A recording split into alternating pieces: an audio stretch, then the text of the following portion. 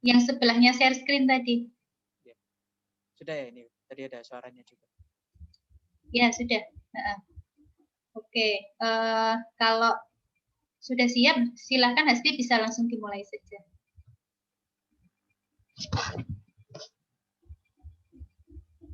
Sudah tampil, Bu, share screen saya? Sudah. Ya. Baik. Bismillahirrahmanirrahim. Assalamualaikum warahmatullahi wabarakatuh. Waalaikumsalam warahmatullahi wabarakatuh.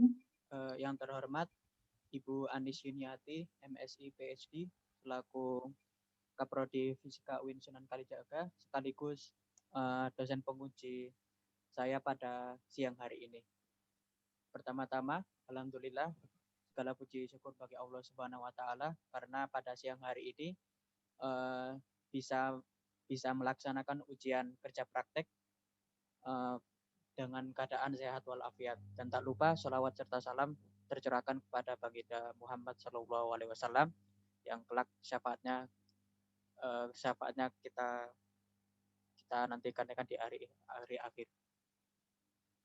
Pertama, langsung saja saya akan pada siang hari ini akan mempresentasikan hasil dari kerja praktek saya di Pusat PPSDM Migas atau Pusat Pengembangan Sumber Daya Manusia Minyak dan Gas, berjudul Identifikasi Zona Akuifer Air Tanah menggunakan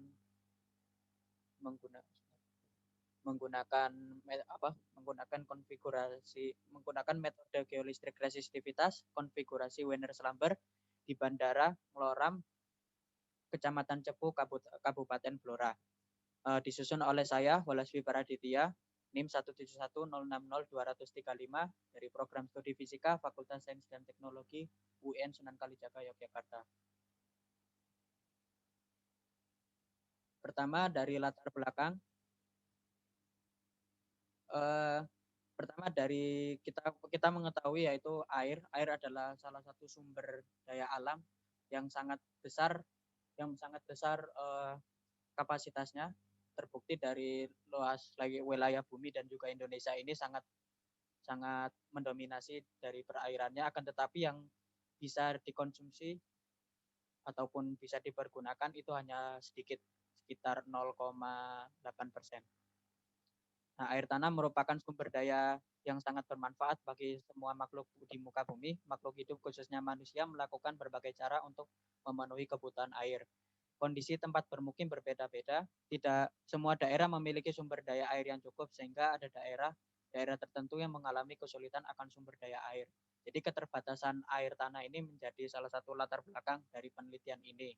Maka dari itu, sebagai sivitas akademika fisika, yang khususnya berkonsentrasi pada fisika bumi, geofisika, mengenal suatu metode namanya metode geolistrik, yang merupakan salah satu metode geofisika yang didasarkan pada pengukuran sifat kelistrikan batuan di bawah permukaan. Tujuan dari survei geolistrik ini adalah menentukan distribusi resistivitas bawah permukaan dengan melakukan pengukuran di permukaan tanah. Lalu selanjutnya yaitu rumusan dan batasan masalah. Pertama, rumusan masalah ini yaitu bagaimana proses pengolahan data geolistrik menggunakan software REST-to-DINV. Lalu yang kedua, bagaimana interpretasi dari hasil pengolahan data pada daerah penelitian, dan juga bagaimana letak dan sebaran zona akuifer di daerah penelitian. Sedangkan batasan masalahnya yaitu menggunakan alat SuperSting R8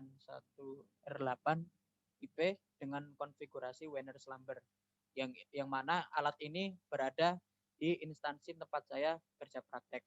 Lalu pengolahan datanya menggunakan software REST-to-DINV, sedangkan panjang lintasannya yang digunakan sejauh 312 meter.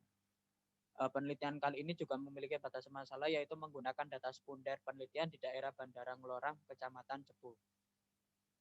Selanjutnya yaitu tujuan. Tujuan yang pertama yaitu bagaimana mengetahui proses pengolahan data menggunakan software REST-to-DINV. Yang kedua, mengetahui bagaimana interpretasi dari hasil pengolahan data di daerah penelitian. Yang ketiga, mengetahui letak dan sebaran zona akuifer di daerah penelitian. Manfaat penelitian yakni mengetahui letak keberadaan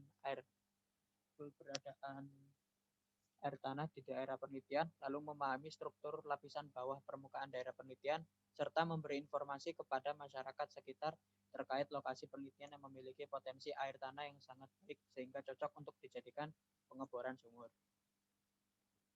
Selanjutnya yakni tempat kerja praktek saya.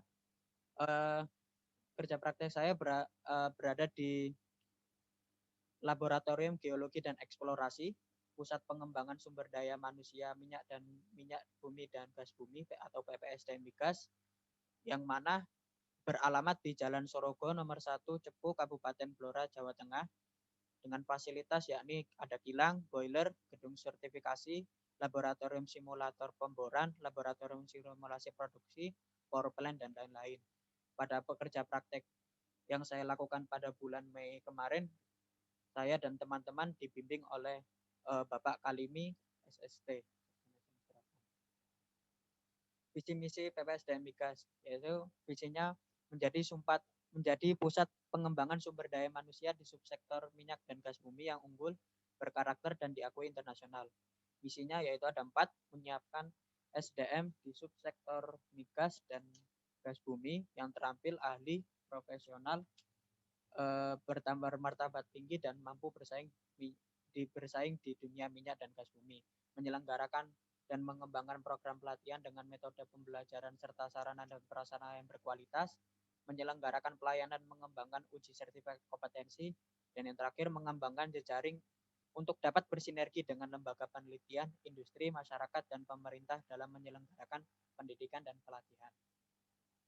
Selanjutnya yakni ada struktur organisasi PPSDM Migas yang tertera di layar dari kepala pusat sampai subkoordinator masing-masing.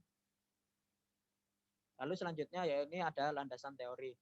Landasan teori pada kali ini yang pertama adalah air tanah. Air tanah adalah air yang berada di bawah permukaan di dalam keadaan jenuh atau saturasi zone dengan tekanan hidrostasi sama atau lebih besar dari tekanan atmosfer udara. Lalu formasi batuan yang dapat menyimpan air tanah yakni ada 4, ada yang namanya aquifer, aquiclut, aquiter, dan aquifug.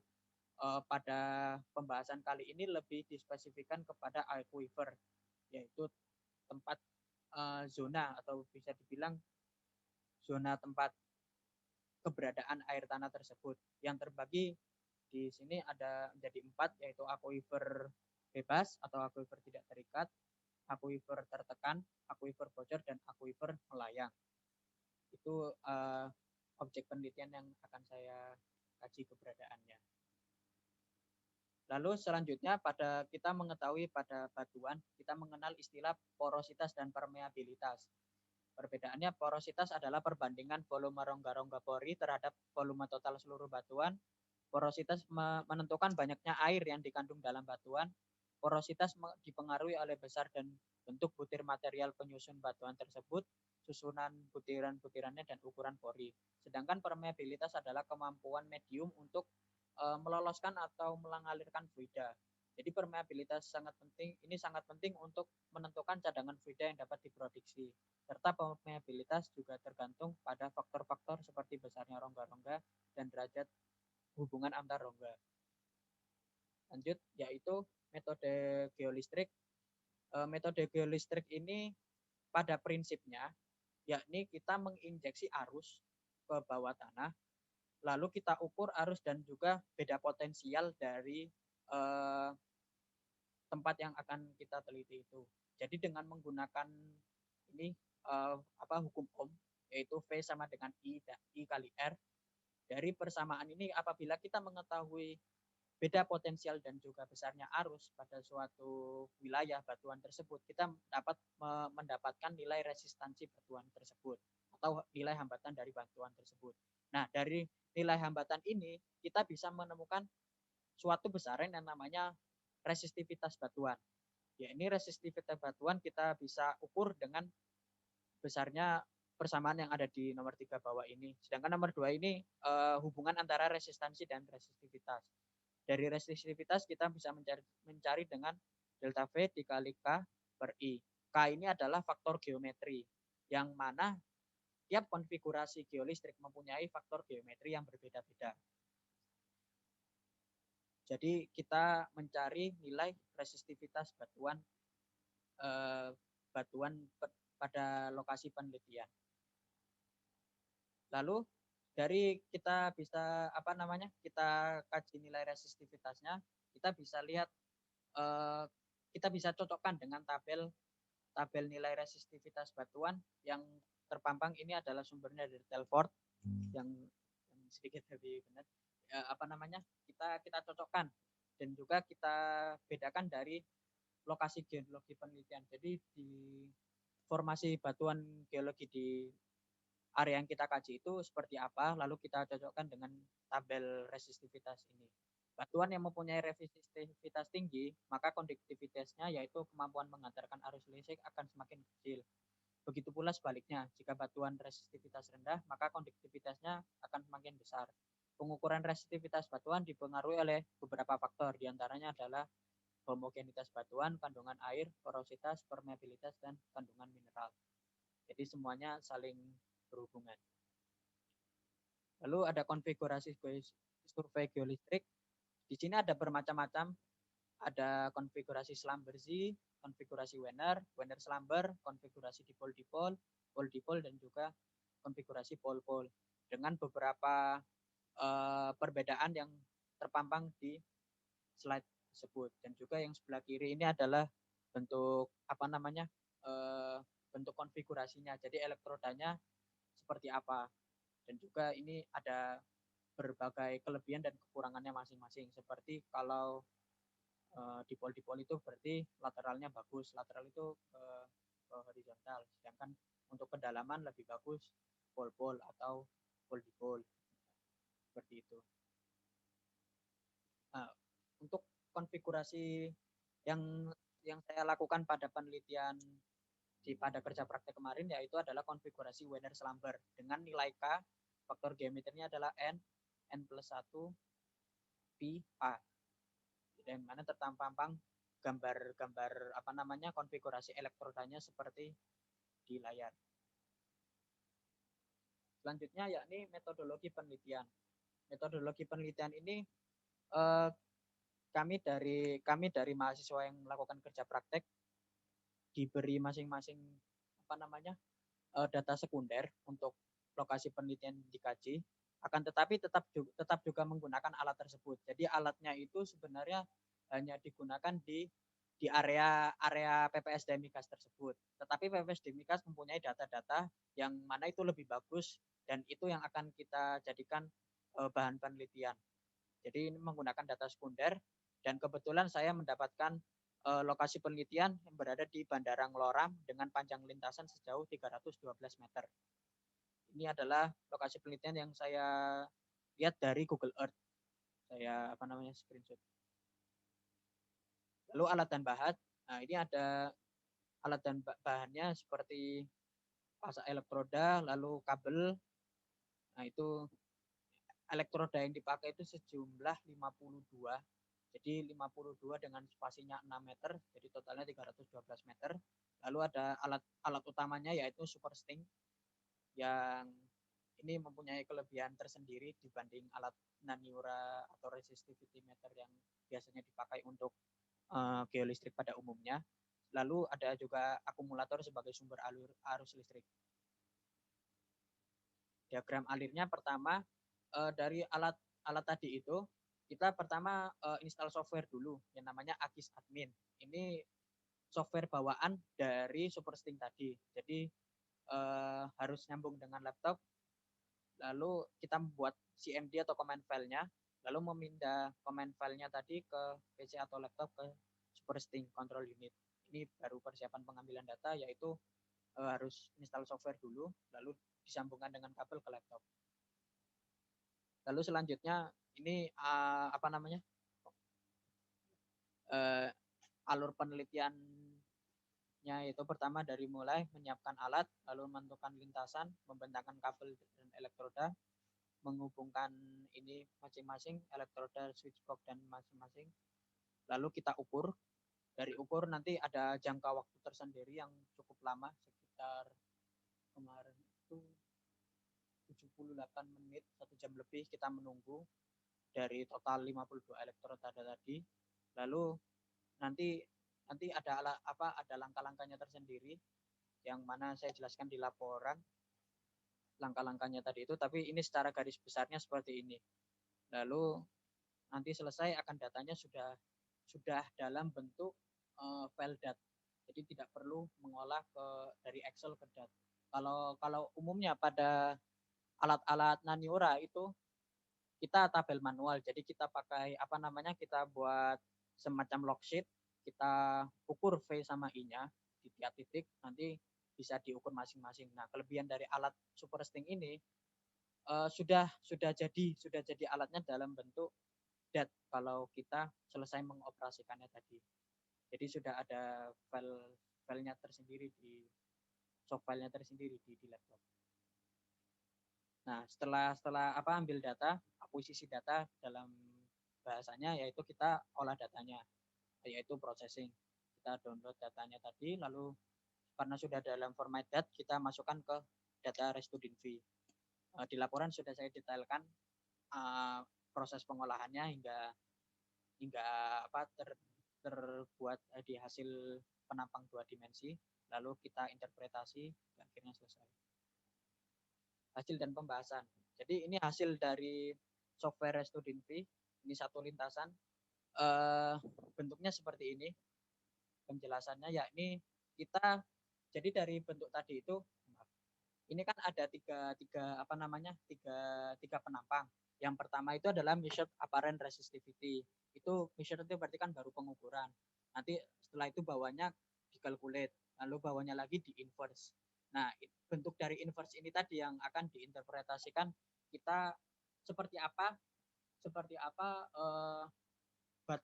maksudnya seperti apa saja batuan-batuan yang ada di bawah permukaan itu tadi. Jadi digambarkan dengan warna-warna tadi itu. Nah, dari warna itu kita bisa tahu besarnya nilai resistivity dalam satuan ohm meter. Nah, dari besar-besarnya tadi ini seperti warna merah ini berapa sampai berapa, warna kuning berapa sampai berapa, warna hijau berapa sampai berapa. Nah, kita cocokkan dengan tabel resistivitas yang ada di slide sebelumnya, baru kita bisa mengira-ngira, maksudnya itu kayak memprediksi di bawah ini ada batuan apa. Nah, untuk zona aquifer itu berada di batuan pasir, yaitu sandstone, karena bentuk batuan pasir itu porositasnya besar dan dia gampang memasukkan fluida. Jadi air itu lebih mudah masuk di sana. Nah, ini citra warnanya, kita resistivitas sekian pada kedalaman sekian. Ini juga di bawahnya itu ada kedalaman, ini bagian vertikal ini menunjukkan kedalaman. Werner Slumber memang bagusnya di sounding, yaitu di kedalaman sejauh 62,9 meter. Jadi kita mampu memprediksi di bawah permukaan sejauh 62,9 meter ini ada batuan apa saja di area penelitian tersebut. Nah, ini kayak lempung yang ditandakan dengan warna biru, yaitu besar resistivitasnya atau besar nilai resistivitas batuannya lebih kecil. Makin lama makin besar ada di batu pasir. Lalu paling besarnya di tanah pasiran di tadi. Ini interpretasi dari saya dan juga sudah dikonsultasikan ke dosen pembimbing. Selanjutnya kesimpulannya, yang pertama adalah pengolahan data menggunakan software ResToDinV dilakukan dengan 5 kali iterasi dengan RMS, yaitu atau errornya sebesar 0,25%, dan kedalaman yang didapat sebesar 62,9 meter. Yang nomor 2, berdasarkan hasil dari penampang yang didapat dari pengolahan data menggunakan software ResToDinV dapat diinterpretasikan bahwa nilai resistivitas rendah itu kemungkinan adalah batu lempung. Sedangkan yang nilai resistivitasnya tinggi adalah batu pasir yang berpori sehingga mudah terisi oleh air dan juga ditandai dengan warna merah dan ungu. Sedangkan warna lainnya merupakan bentuk transisi dari batu lempung ke batu pasir. Ada batuan lumpur, tanah lanau basal lembek, dan lain sebagainya ditandai dengan warna kuning, hijau, dan orange. Lalu yang nomor 3, berdasarkan hasil pengolahan data yang ditunjukkan bahwa pada daerah penelitian di area Bandara Ngloram ditunjukkan bahwa letak dan sebaran zona akuifer berada pada daerah dengan nilai resistivitas tinggi pada kedalaman 11,1 sampai 28,8 meter di sepanjang lintasan dari elektroda pertama sampai 114 meter secara horizontal, dan jenis akuifer berupa akuifer bebas atau unconfined aquifer, yaitu akuifer yang tertutupi oleh lapisan impermeable. Ini dari penampang ini kan yang zona warna merah ini hanya di tengah ini tadi. Setelah saya ukur memang 114 meter karena tiap elektrodanya itu ada spasi jaraknya 6. Jadi di sini sudah saya hitung ya sekitar 3 di elektroda nomor sekian gitu. Di ini apa interpretasi kira-kira letak dari akuifer tadi. Oh ya, ini belum saya simpulkan sarannya, yaitu harusnya menggunakan apa namanya, menggunakan software lebih dari satu, tidak hanya Restudinfo ini saja. Jadi biar hasilnya lebih akurat dan juga bisa ditambahkan dengan 3D. Kan tetapi karena ini masih sebatas kerja praktik, masih menggunakan 2D dan baru satu software, itu di saran dari penelitian tersebut. Terima kasih saya ucapkan, mohon maaf apabila ada kesalahan kata. Saya tutup. Assalamualaikum warahmatullahi wabarakatuh. Selanjutnya saya serahkan kepada Bu Anis selaku dosen penguji. Waalaikumsalam warahmatullahi wabarakatuh. Ya, oke, baik Hasbi. Apa namanya? Terima kasih atas presentasinya. Oke, hostnya bisa dibalikin ke saya ya?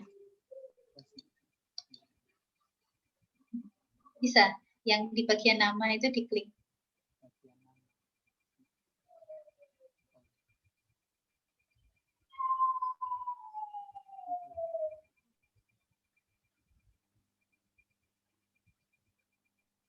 Ya, oke.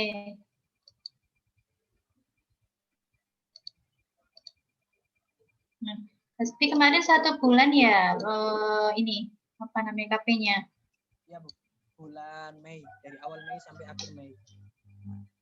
Oke, awal Mei sampai akhir Mei di Cepu ya, Blora. Iya. Ya, selamat ya Hasbi sudah apa namanya menyelesaikan 1 episode ya, 1 bagian apa namanya kewajiban akademiknya, yaitu melaksanakan kerja praktek, menyusun laporan, kemudian hari ini sidangnya ya. Jadi setelah ini nanti bisa fokus mengerjakan yang lain ya, mengerjakan skripsinya dan apa namanya, Hasbi masih ada SKS teori enggak? Kemarin yang mau diambil. Selesai. Semester 9. Oh, sudah selesai. Kemarin kan juga udah. Oh ya, berarti sudah tidak ada tanggungan teori ya untuk selesai semester ini ya? Ya, insya Allah tidak ada lagi. Terus bisa fokus ke skripsinya. Skripsinya sampai mana Hasbi? Sudah mulai berjalan atau belum? Kemarin itu saya ngirim outline Bu ke Pak Fikri selaku dosen pembimbing, tapi belum ada balasan sampai sekarang. Dari hari Senin kemarin. Oh iya, oke. Saya ngirim outline. Terus berarti masih menunggu outline ya? Iya Bu. Waktu hari Rabu itu saya waktu itu kan ST juga sempro, terus saya hubungin Pak Fikrinya juga belum ada balasan. Seperti itu. Oh iya. Baru sampai outline pengajuan online tapi belum. Skripsinya nanti terkait apa Hasbi? Apakah mirip-mirip dengan KP-nya atau? Iya Bu, sama metodenya sama, menggunakan sama metode geometrik, akan tetapi yang dikaji berbeda. Kalau KP ini saya mengkaji tentang identifikasi akuifer air tanah, insya Allah untuk tugas akhir saya mengidentifikasi bidang gelincir tanah longsor di daerah Kulon Progo. Oh iya, pakai data sekunder atau mau ngambil data sendiri? Ngambil data sendiri insya Allah. Soalnya ya teman-teman geo banyak yang di sana, cuman metodenya beda-beda, sedangkan yang geolistrik baru saya sendiri. Oh ya, berarti nanti ngambil data di lapangan, terus nanti diolah, terus diinterpretasi sama seperti ini gitu ya? Ya betul, hanya saja bidang kajiannya Kalau oh iya, tapi kalau ngolah datanya sama, caranya pakai softwarenya sama, softwarenya rencananya. sama, mungkin ditambahi dengan input data topografi itu semacam ketinggian, terus mungkin karena ini juga, kalau ini kan kita hasilnya itu dari bawah, kita tahu penampang bawah permukaannya seperti apa. Di tugas akhir mungkin sama juga seperti itu, hanya saja ditambah dengan bidang gelincir. Nah, bidang gelincirnya ini sudutnya berapa dan juga kedalamannya berapa. Itu yang belum ada di sini, yang insya Allah itu sedikit lebih detail daripada laporan kerja praktik biasa.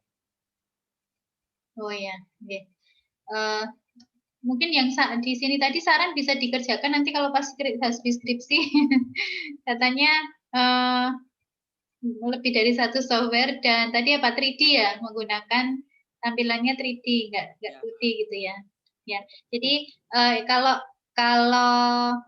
apa namanya topiknya bersinggungan itu lebih bagus ya untuk Hasbi, karena berarti kan sudah apa namanya ada banyak yang sudah dipelajari gitu dari pengerjaan KP, terus kemudian nanti tinggal dilanjutkan skripsi, jadi tidak berbeda jauh gitu, walaupun nanti mungkin ada hal yang membedakan, tapi kan tetap ini ya, tetap yang kemarin dikerjakan di KP itu bermanfaat ya untuk Hasbi untuk nanti persiapan skripsi.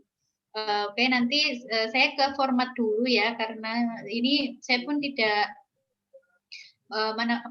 bukan biofisika bidangnya, dan kalau KP biasanya tidak terlalu ngecek ke datanya, tapi lebih ke format penulisannya juga ya. Ini nanti Hasbi punya buku panduan penulisan KP? Ya ada. Ada. Kemarin pas menulis melihat itu enggak? Sempat melihat itu enggak? Ngecek itu enggak? Sempat melihat itu, paling enggak dari. Sempat, oke. Okay. Oh iya, apa namanya, nanti mungkin bisa dicek lagi ya Hasbi untuk spasi ya. Biasanya kalau bagian ini judul, kemudian bagian yang bawah ini spasinya mungkin tidak selebar ini ya. Ini kayaknya spasi 2 ya? Iya, spasi 2. Ini spasi 2. Ini juga spasi 2. Tapi kalau judul kurang tahu. Maksudnya ini cover kan ini, Bu. Kalau yang di iya cover nanti buku panduan KP spasinya 2, Bu. Untuk maksudnya di apa namanya? Di kontennya gitu. Tapi kalau di tengah ya? Iya. Oh iya, oke. Kalau di tengah memang di materi di bab 1 ya, bab 1 sampai terakhir itu memang spasinya 2, tapi kalau di cover itu harusnya beda ya. Maksudnya ini biasanya tidak selebar ini. Kemudian yang ini juga. Nanti mungkin bisa dikecilin saja apakah spasi 1,5 atau apa. Kalau di nanti dicek aja di buku panduan KP misalnya nggak ada, coba dicek buku panduan skripsi gitu ya, karena yang skripsi kan lebih lengkap ya biasanya gitu. Nah, kemudian data pengantar. Nah, di bagian daftar isi ini saya lihat sudah rapi. Hanya ini coba bagian ini biasanya ditulis jadi satu baris saja ya Hasbi. Jadi misalnya bab 1 pendahuluan, terus halaman berapa. Bab 2 titik sebelahnya langsung gambaran umum instansi gitu, halaman 4. Jadi tidak, kalau ini kan di enter ya, bab 1 halaman 1, terus bawahnya pendahuluan halaman 1. Nah, ini sebaiknya pendahuluan diletakkan persis di sebelah penulisan bab 1. Kemudian ini sudah betul strukturnya, terus mungkin bisa lebih dirapikan di bagian ini ya, kalau misalnya ada gambar 3.6 ini misalnya diagram penampang bla bla bla sistem artesis. Nah, ini kan panjang ya, jadi ini kalau panjang ini nanti bisa dirapikan untuk bawahnya ini berada di bawahnya ini ya, berada di bawahnya diagram, jadi tidak di sini, jadi kan nanti kelihatan rapi gitu. Jadi lebih dikanankan lagi. Nah, ini berlaku untuk semua ya, semua baik daftar gambar, daftar tabel, dan atau kalau ada daftar yang lain. Itu kemudian ini daftar isinya sudah pakai ini ya, mengerjakannya ya, pakai apa namanya? Kalau yang di Word itu untuk konten. Yang saya lupa namanya. Kalau diganti langsung terganti semua itu ya?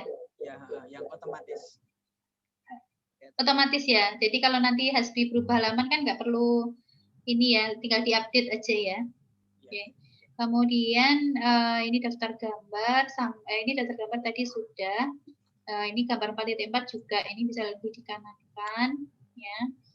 Tabel. Nah ini tabel ini mungkin bisa dicek ya ini. Ini tabel 3.1, tabel 3.2, terus ini ada tabel 3. Nah ini tabel berapa ini ya? Yang kelebihan dan keunggulan. Kayaknya 3.3.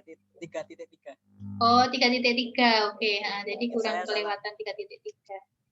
Ya, nanti bisa ditambahkan. Kemudian ini bab 1 formatnya dulu saya cek, oke ya. Kemudian bab 1 ini rumusan masalah. Nah biasanya setelah ini ya setelah subbab rumusan masalah gitu. Terus di bawahnya dituliskan dulu berdasarkan latar belakang yang telah diuraikan, maka rumusan masalah dalam penelitian ini adalah, nah biasanya seperti itu. Ya, jadi tidak langsung poin-poin 1, 2, 3, tapi diberi narasi dulu. Termasuk semuanya yang di bagian tujuan ya. Jadi misalnya berdasarkan rumusan masalah yang di apa namanya yang rumusan masalah, kemudian tujuan dari kerja praktik ini adalah batasan kerja juga, hal-hal yang membatasi kerja praktik ini apa, manfaat juga seperti itu ya, manfaat dari kerja praktik ini apa gitu. Terus ini rumusannya bagaimana proses. Nah biasanya karena ini kan kalimat pertanyaan ya, bagaimana proses, terus belakangnya ada tanda tanya ya. Terus biasanya kita lebih apa ya, lebih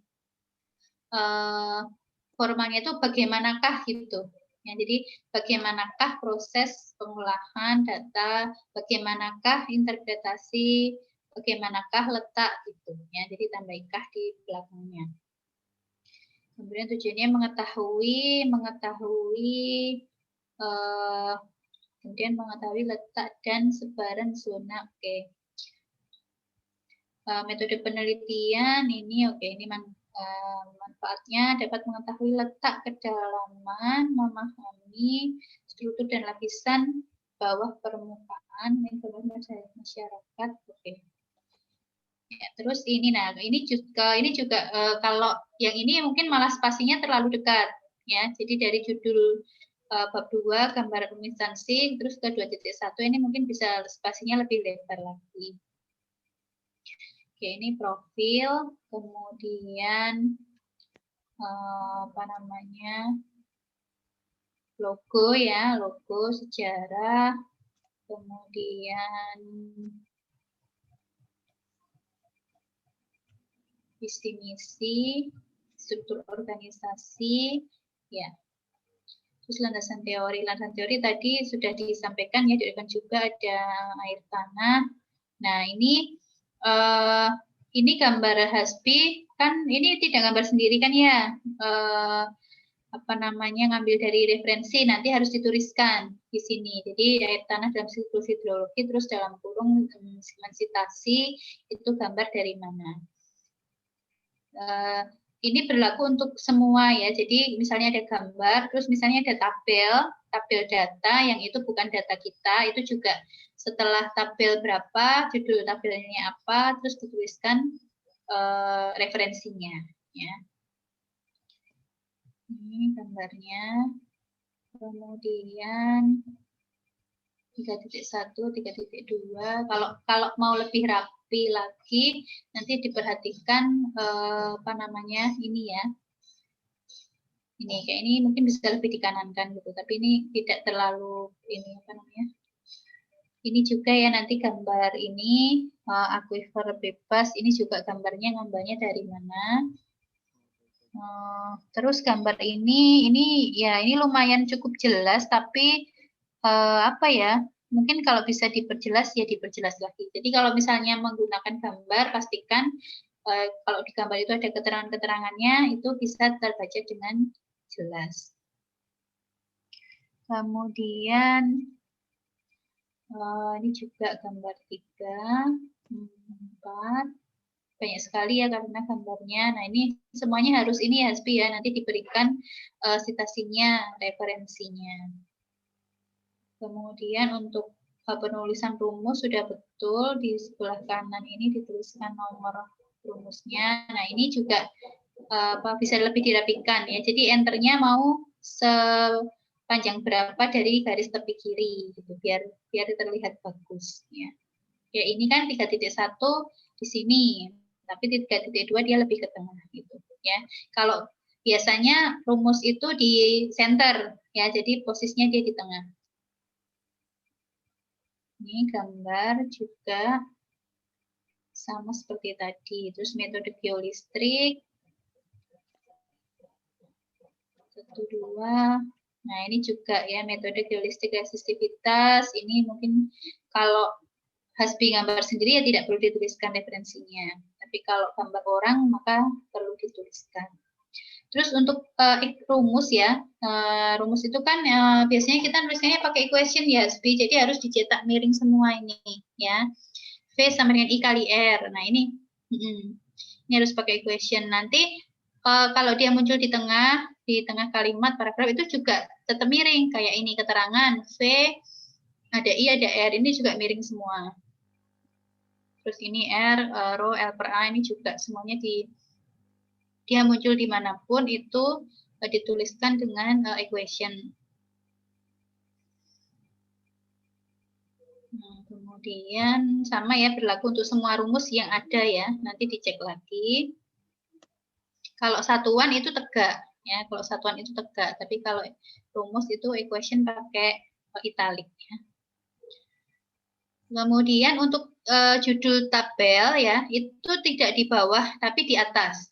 Ya, di atas tabel rata kiri. Ya, jadi tidak center, tidak di tengah.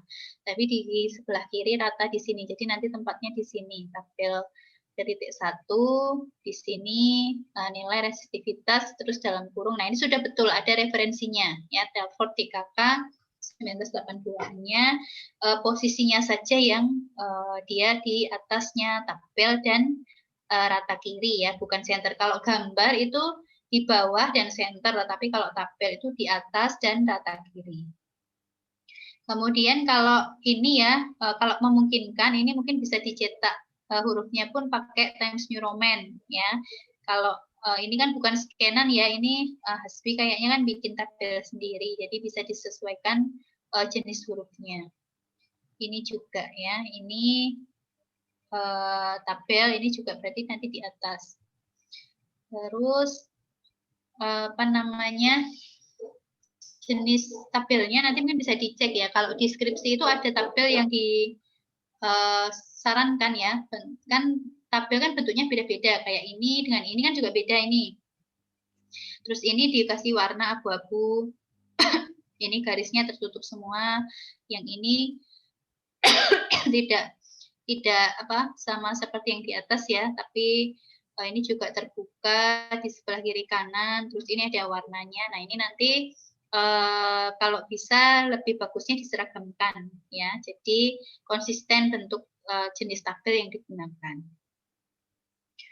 Ini juga nama tabel perlu diperbaiki.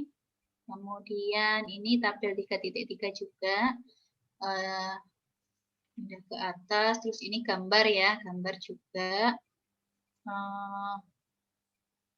Oke, nah kemudian kalau gambar ya Hasbi, kalau misalnya di dalam gambar itu ada lebih dari satu, harus ada keterangannya ya, dan ini tetap harus ada labelnya. Ini yang A, ini yang B, ini yang C. Terus nanti di sini di keterangan ya, gambar 3A itu yang apa, B apa, C apa.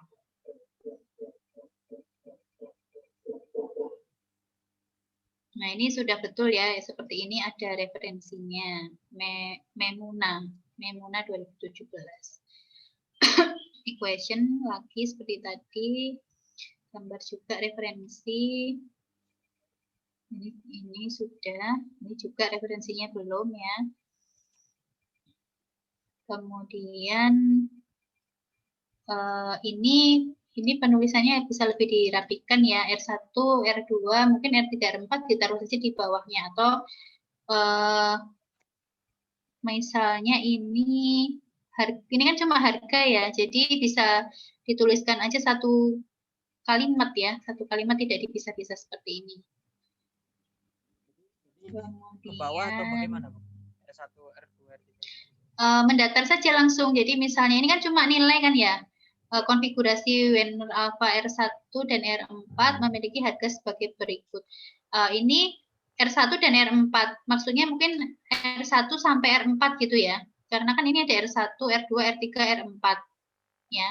Jadi nanti bisa dilengkapi apakah semuanya kan berarti tidak hanya R1 dan R4, tapi R1 sampai R4 memiliki harga R1 sama dengan A. Nah, itu bisa dilanjutkan saja di sebelahnya sini gitu ya. Jadi tidak perlu dipisah seperti ini.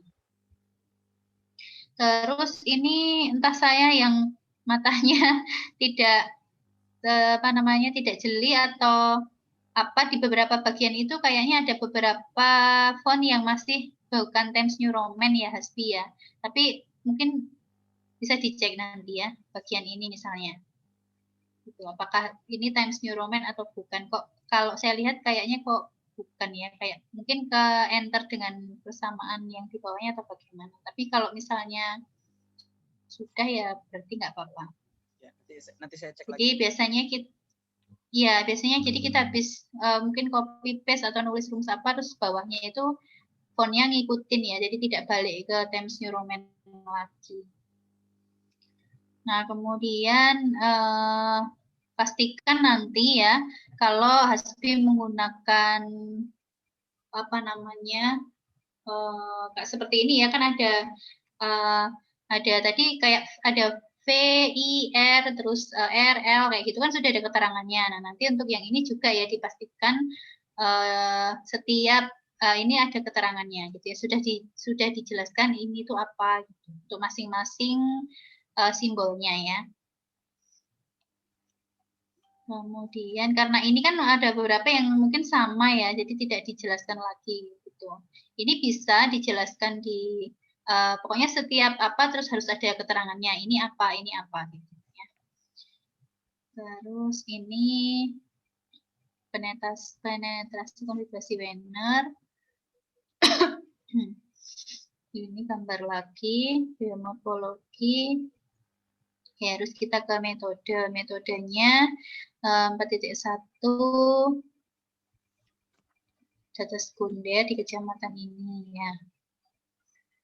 Data dikerjakan dalam waktu, biasanya waktu, tempat gitu ya. Kalau metode itu biasanya ini apa Hasbi? Orang lebih, kalau saya nggak tahu ya, nanti dicek aja di buku panduan penulisan laporan, biasanya itu misalnya metode penelitian, waktu dan tempat gitu. Jadi waktu di mana, tempat di mana gitu. Jadi kalau ini kan bentuknya Hasbi narasi ya. Penelitian ini merupakan di tempat ini. Nah, terus menggunakan software ini, panjang lintasan. Nah, ini mungkin bukan di sini letaknya. Ya, kalau metode itu yang 4.1 tuh apa namanya, biasanya waktu dan tempat penelitian. Terus ini alat dan bahan, ini alatnya.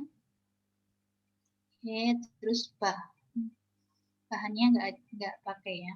Ini alat semua. Prosedur, iya, prosedur persiapan pengambilan data. Oke. Terus pengambilan data, pengolahan data. Nah, sampai di sini, ini apa ini? Selesai skema.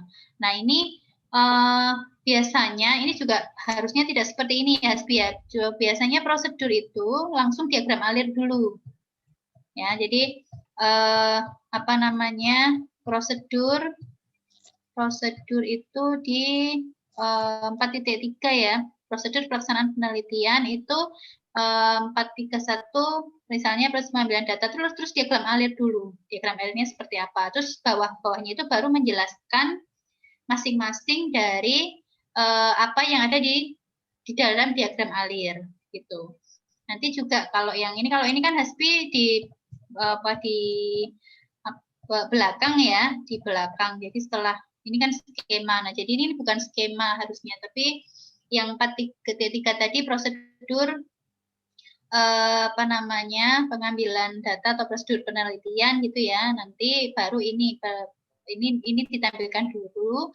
Terus yang penjelasannya itu tadi ada di bawah ini. Jadi menjelaskan ini gitu. Kalau misalnya prosedurnya yang pertama persiapan pengambilan data, mulai kemudian membuat common file, memindahkan common file. Nah, mungkin Hasbi akan harus menjelaskan ini masing-masing, membuat common file itu seperti apa, memindah. Nah, itu baru dijelaskan di bawahnya.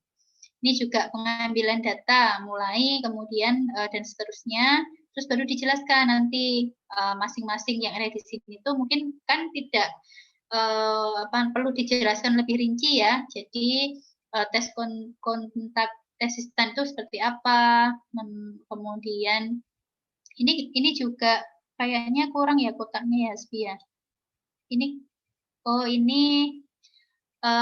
ini harusnya menuliskannya kayaknya tidak seperti ini ya. Biasanya tidak memutus tanda panah begini ya Hasbi ya. Nanti kalau iya dan tidak itu kan kadang ya iya terus nanti baru ke atas, kalau tidak baru ke bawah, tapi tidak di tengah-tengah dan memutus tanda panah seperti ini ya, nanti bisa diperbaiki. Kemudian bentuk ini shape-nya ya, shape-nya itu kan ada yang kotak, ada yang ini yang tepinya ada kayak oval gitu ya, yang tidak tegak. Nah ini kan masing-masing ada interpretasinya ya Hasbi ya. Kalau kita membuat diagram flow itu kalau proses, jadi ada input, kemudian ada proses, kemudian ada output ya. Input mulai, input, proses, output, selesai. Nah jadi itu kan kotaknya nanti beda kalau antara input dengan proses itu beda ya. Jadi kalau hasil itu nanti juga beda. Jadi ada yang kayak jajaran genjang itu. Nanti bisa dicek di atau ketik aja di Google diagram alir gitu. Nanti kan akan muncul beberapa shape dan artinya gitu ya. Jadi kalau dia input itu bentuknya harus dibedakan dengan yang proses ya. Input itu sama dengan output. Nah, proses nanti beda. Mulai dan selesai nanti juga beda ya. Nah, ini di di depan baru nanti penjelasannya ini ada di bawahnya. Jadi masing-masing dijelaskan apa yang perlu dijelaskan, ini penjelasannya gitu ya. Langkah-langkah pengambilan data, studi literatur, alat dan bahan. Nah ini kan ini yang pengambilan data ya. Oh, yang ini yang tadi ya persiapan file tadi ya. Mengambil data. Nah, ini software. Nah, ini dijelaskannya setelah. Ini kan ada satu, ini ada yang kedua. Berarti mengikuti tadi ya yang ada di diagram alir tadi. Kemudian pengambilan data ya sama seperti tadi, memberikan keterangan dari bagannya. Kemudian hasil dan pembahasan hasil. Nah, biasanya juga ini ada narasinya Hasbi ya, sebelum nggak langsung hasil terus gambar 5.1 gitu. Jadi diberikan narasi di sini ya. Jadi dari penelitian dari penelitian dilakukan diperoleh gambar berupa apa yang disajikan pada gambar 5.1 berikut gitu. Ya, jadi ada narasinya. Kemudian ini gambar hasil pengolahan data, terus 5.2 pembahasan. Resistivity, resistivity itu kan berarti ini istilah asing ya Hasbi ya.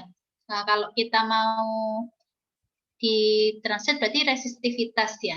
Jadi nanti bisa kalau sekiranya dia familiar ya, biasanya dipakai enggak? Oh, resistivitas itu sering dipakai.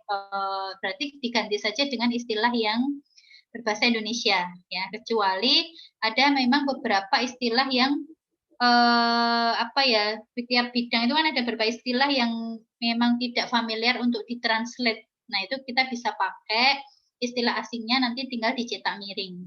Tapi kalau sekiranya ditranslate itu familiar, ya ditranslate saja. Dan nanti untuk beberapa istilah asing bisa dicek lagi apakah sudah dicetak miring atau belum.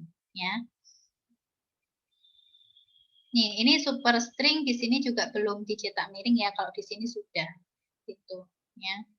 Nanti bisa dicek lagi. Nah, untuk format-format seperti ini bisa nanti minta bantuan teman ya untuk apa ya, mereview ya, apakah kalau itu kan hanya format penulisan, jadi nanti kalau temannya satu bidang itu biasanya tahu mana yang masih perlu diperbaiki.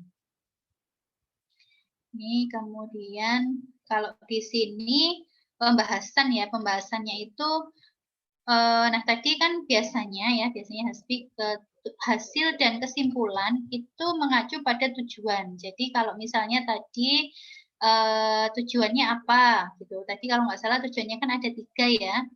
Jadi yang pertama mengetahui proses pengolahan data. Nah ini kira-kira dari sini itu outputnya nanti apa gitu. Ya, outputnya apa? Karena nanti tiap tujuan itu harus ada hasilnya. Harus ada hasil yang ditampilkan. Gitu. Kalau misalnya setelah mengolah kemudian menginterpretasi, berarti kan yang tadi hasil itu berarti hasil dari tujuan yang pertama ya. Hasil yang ditampilkan gambar 512 itu kan berarti hasil dari pengolahan data kan ya. Gitu. Terus yang kedua, mengetahui bagaimana interpretasi atau menginterpretasikan gitu ya sebenarnya, menginterpretasikan hasil pengolahan. Nah, berarti disebutkan inti dari apa namanya interpretasinya itu apa gitu, hasil akhir yang diperoleh itu apa gitu.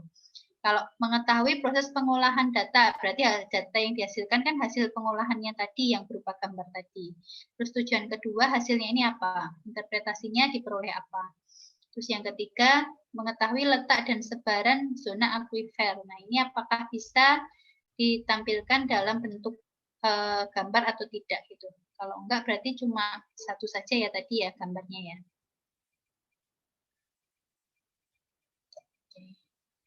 Terus tadi diagram alir pun sebenarnya juga seperti itu ya biasanya. Jadi kalau kita ada 3 tujuan ya berarti ada apa namanya, step-stepnya masing-masing gitu, tapi tidak mutlak seperti itu. Kalau bisa dijadikan satu ya tidak apa-apa. Kemudian ini bawah ya. Terus pembahasan. Nah, pembahasannya pun nanti bisa apa namanya, dipisah menjadi 3 sesuai dengan tujuan tadi.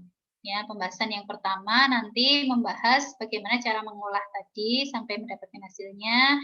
Pembahasan yang kedua dipisahkan untuk interpretasinya, ya seperti apa. Terus baru pembahasan yang ketiga, apa namanya? Nah, pembahasan yang kedua ini kan interpretasi ya, interpretasi hasil pengolahan. Nah, ini interpretasinya apa? Lebih ke apa hasilnya? Apakah mengetahui letak dan sebaran zona akuifernya? Lebih ke ini Bu, apa? Di bawah permukaan itu terdiri dari batuan-batuan apa saja. Itu yang interpretasi? Itu yang interpretasi ya. Oke, berarti kan tidak sama ya dengan yang ketiga. Kalau yang ketiga lagi. Nah, kalau kalau beda berarti ya oke ini bisa dibedakan dan ini pembahasannya pun bisa dipisah ya.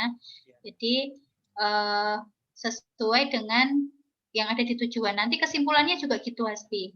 Ya, jadi kalau sudah pembahasan ini ya pembahasan terus kesimpulan. Nah, ini juga ini sudah ada 3 sudah betul pengolahan data dilakukan 5 kali dengan iterasi sekian dan kedalaman sekian. Terus berdasarkan hasil penampang, hasil pengolahan data dapat diinterpretasikan bahwa daerah yang, nah ini bisa. Kemudian letak dan ini ya, apa namanya, kedalaman ya. kedalaman. Nah, berarti jadi tinggal dipisahkan tadi pembahasan untuk masing-masing gitu ya. Jadi ketika itu hal yang berbeda, maka kita pisahkan poinnya dan masing-masing bisa dibahas dan dianalisis gitu. Tapi kalau misalnya sama ya bisa dijadikan satu. Kalau misalnya ini cuma misalnya ya, ternyata dari interpretasi itu hasilnya letak dan kedalaman ya, berarti itu harus dijadikan satu.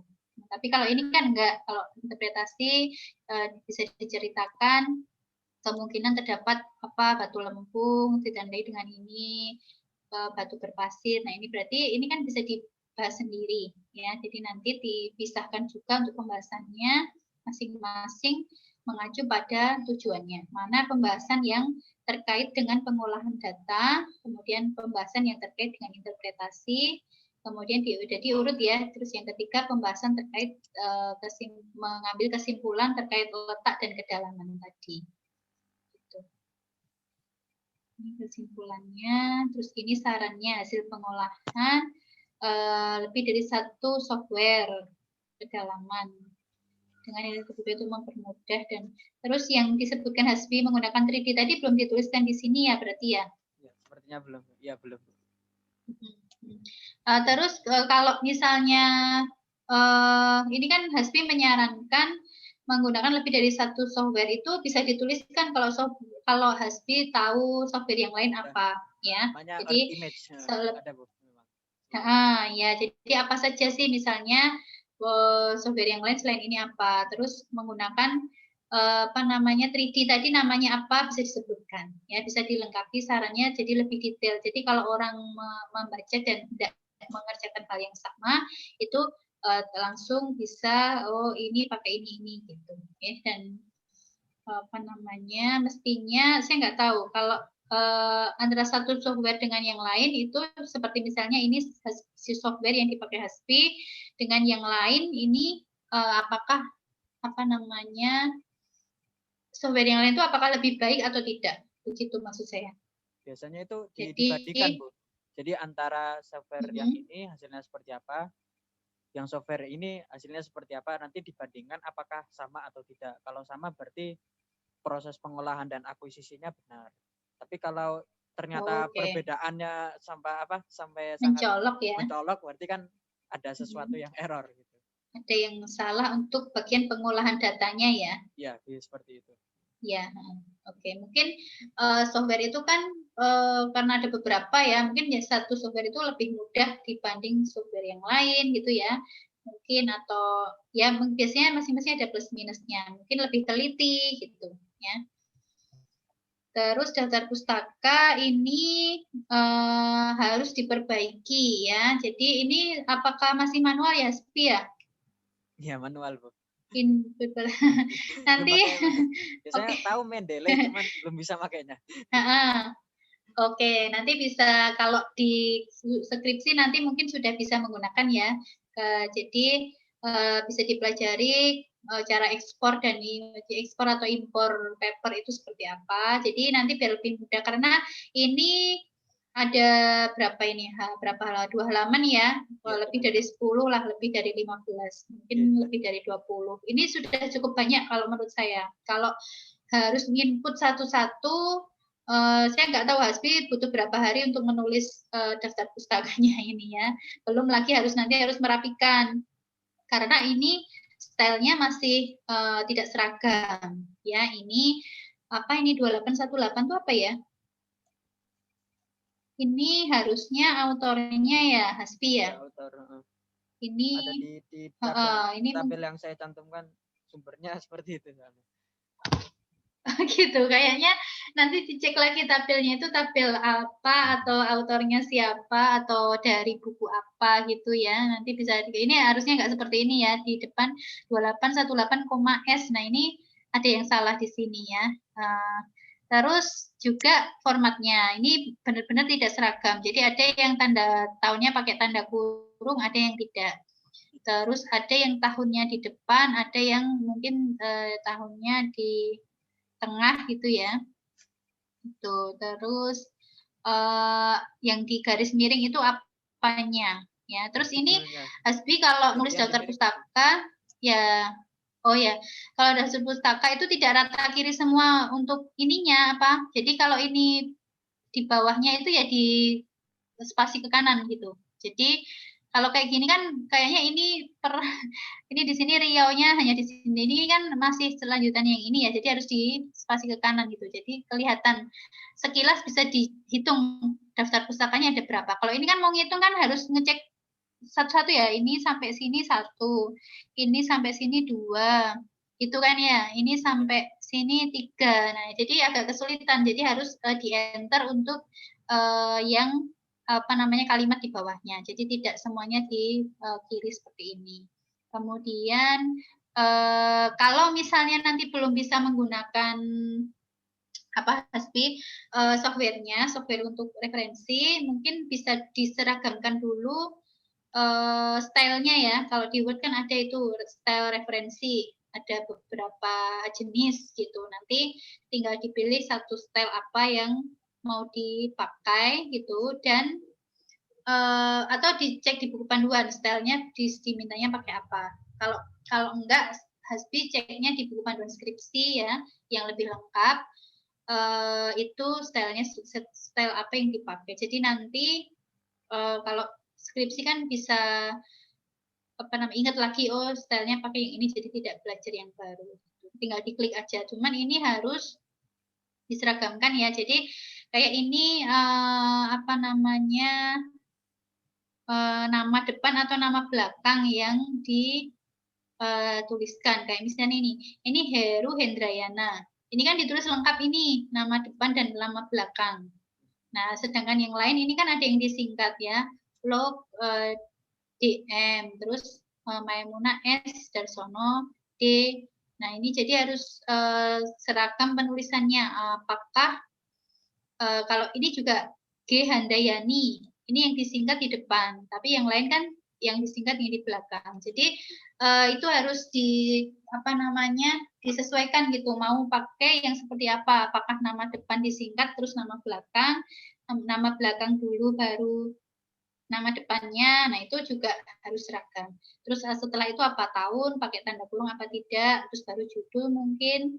Terus kota itu terakhir atau apa namanya tidak, ini juga nggak sama ya apa namanya formatnya.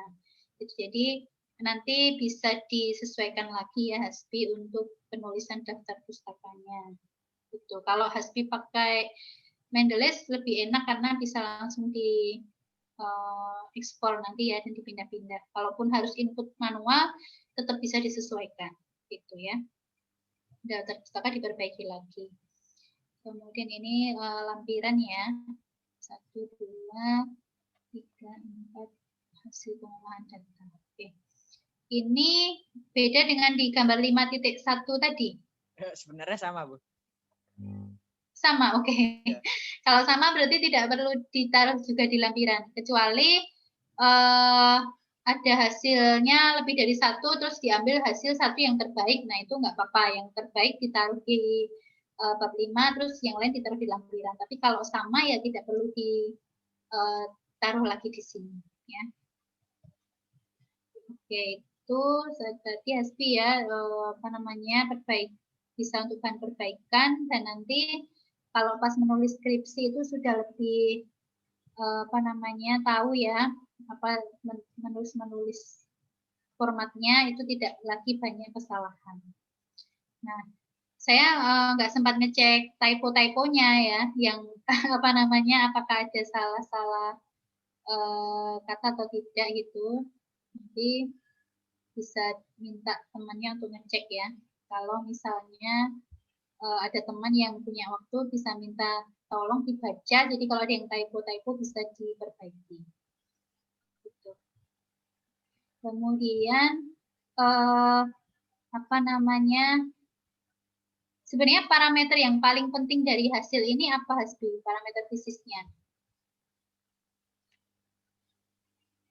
Parameter fisik berarti kan lebih ke ini nilai resistivitas batuan di bawah permukaan resistivitasnya ya yang paling penting ya.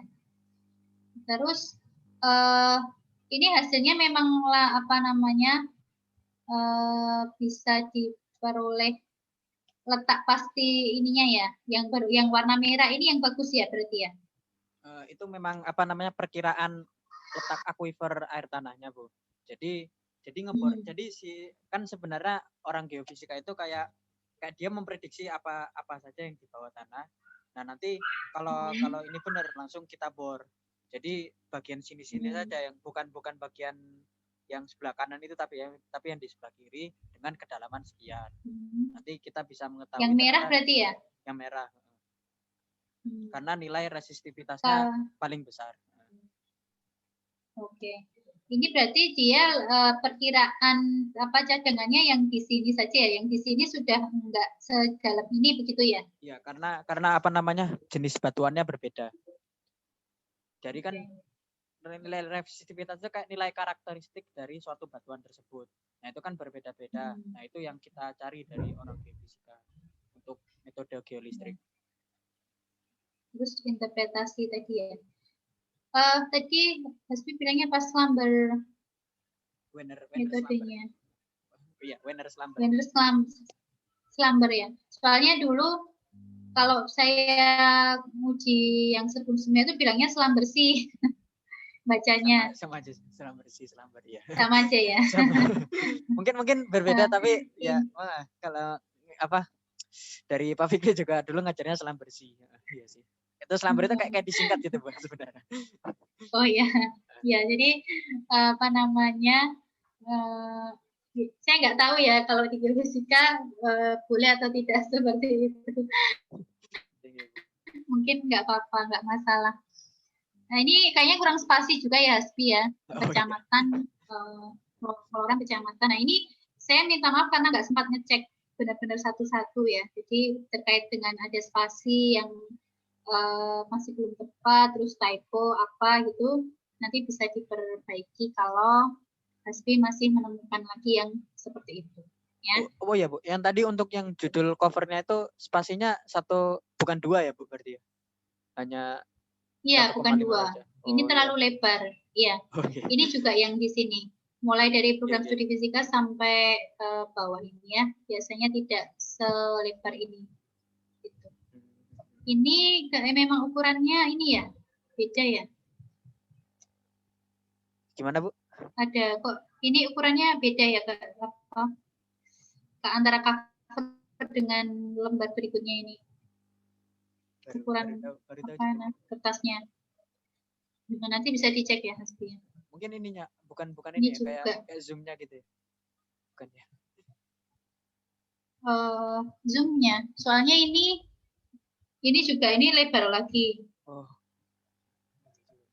Kecuali mungkin pas kita nyeken apa itu ya yang memang tambahan yang. Tapi kalau ini kan harusnya satu urut kan ya ini ya Hasbi ya.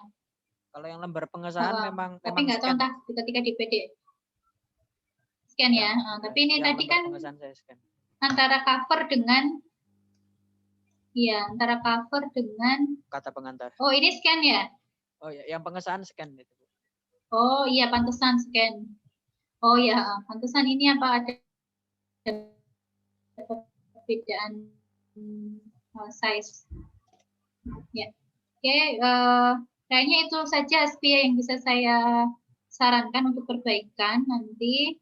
Kemudian tadi ya belajar software referensi. Jadi nanti kalau skripsi kamu mestinya akan membutuhkan lebih banyak citasi ya. Mungkin akan lebih dari yang kamu tuliskan di sini. Kalau kamu nggak pakai software, nanti kamu menghabiskan banyak waktu hanya untuk mengurusi daftar pustaka. Terus juga satu lagi ini dipastikan bahwa semua referensi yang kamu sebutkan di dalam bab itu ada di sini, dan semua yang tertulis di sini itu sudah disitasi di bab sebelumnya.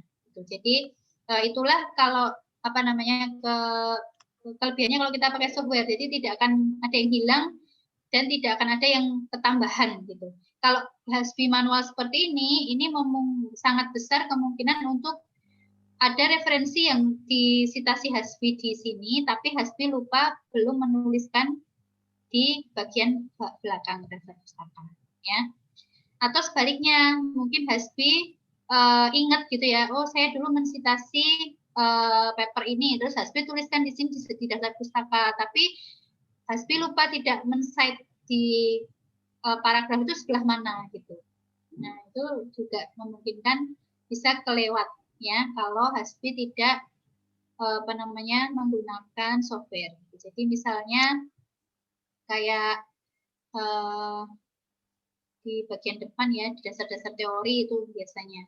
Nah ini kan tadi ada gambar-gambar juga banyak yang belum disitasi kan, nah, kayak ini blog 2004. Nah ini kan di belakang ada, tapi mungkin ada yang ditulis di belakang.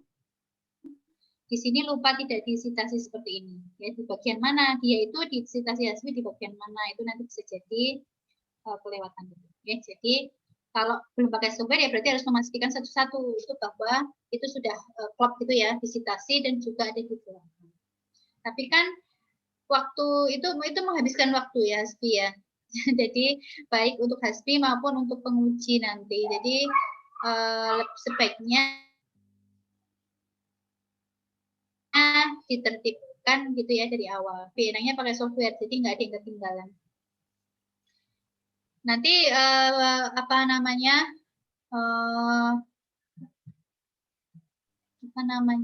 bagusnya ya atau manfaatnya buat Hasbi itu kalau Hasbi nanti harus nulis artikel publikasi ya. Kalau artikel publikasi kan harus lengkap seperti itu. Jadi sudah terbiasa ya. Kalau tidak terbiasa nanti kesulitan pada saat membuat artikel, terutama untuk urusan daftar pustaka.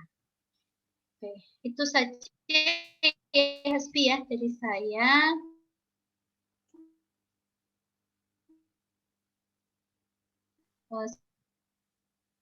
Silakan nanti bisa dikirimkan ke saya lagi. Gitu ya. Oh, ini berarti saya revisi yang sudah Ibu sebutkan, habis itu saya kirimkan lagi, begitu ya Bu? Ya, setelah itu dikirimkan lagi ke saya, baru nanti saya lengkapi berita acaranya ke ke Bu Dwi ya yang mengkoordinasi KP. Gitu. Ya, jadi nanti kan nilai itu keluar setelah revisi selesai. Ya. Secepatnya saja ya Hasbi ya biar tidak lupa. Ya. Mungkin ada lagi yang mau disampaikan Hasbi? Sudah ya, nanti kalau ada pertanyaan bisa ditanyakan lewat WA. Oke? Ya, mau menyampaikan ini aja Bu, mungkin ya teman-teman, keresahan teman-teman kayak apa namanya? Iya. Pembimbingnya susah dihubungin. Susah nggak kalau nggak usah direcord? Recordnya bisa di off dulu.